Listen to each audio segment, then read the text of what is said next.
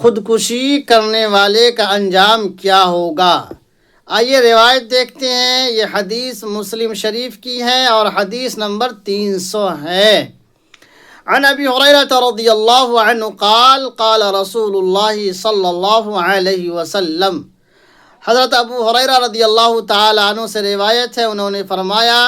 کہ نبی کریم صلی اللہ علیہ وسلم نے ارشاد فرمایا، من قتل نفسہ بحدیدۃ،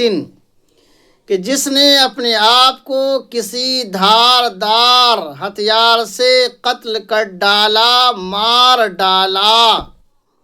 فحدیدته فی یدہ یتوجأ بها فی بطنہ فی نار جہنم خالدا مخلدا فیہا ابدا، تو جہنم کے اندر وہ ہمیشہ اپنے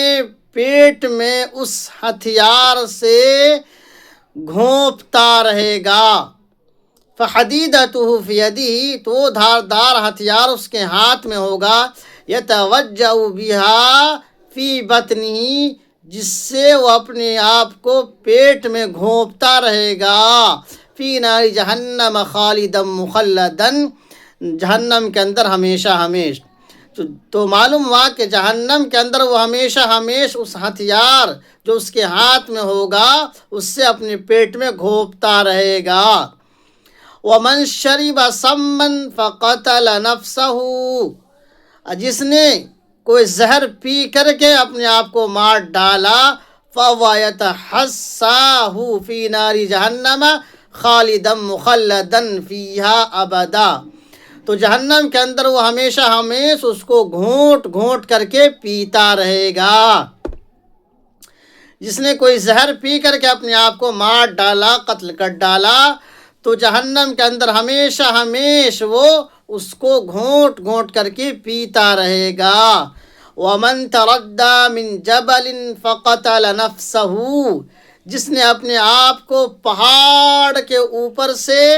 یا کسی اونچی جگہ سے لڑکا کر کے مار ڈالا، فَهُوَ يَتَرَدَّى فِي نَارِ جَهَنَّمَ خَالِدًا مُخَلَّدًا فِيهَا أَبَدًا، تو جہنم کے اندر وہ ہمیشہ لڑک کر کے مرتا رہے گا، یہ عذاب اس پر مسلط کر دیا جائے گا۔ تو بھائیو دوستو، معلوم ہوا کہ خودکشی کا انجام بڑا ہی برا ہے، اس لیے کبھی بھی کسی بھی حالت میں انسان کو خودکشی نہیں کرنا چاہیے۔ ایک روایت میں ہے کہ جو جس حالت میں مرے گا، جس زہر سے یا جس خنجر یا اسلحہ سے اپنے آپ کو مار ڈالے گا، اسی کے ذریعے وہ اپنے آپ کو جہنم میں اذیت اور تکلیف دیتا رہے گا۔ تو بڑا ہی برا انجام ہونے والا ہے خودکشی کرنے والے کا، اس لیے خودکشی کرنے سے اپنے آپ کو پرہیز کیجیے گا،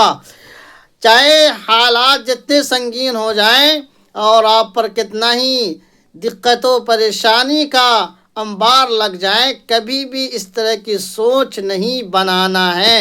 یہ جان اللہ کی دی ہوئی ہے اور اللہ کی امانت ہے، اسے لوٹانا ہے۔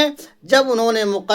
اس نے مقدر کر دیا ہے اسی وقت موت آئے گی، اس لیے اس طرح کی سوچ نہیں پیدا کرنی ہے۔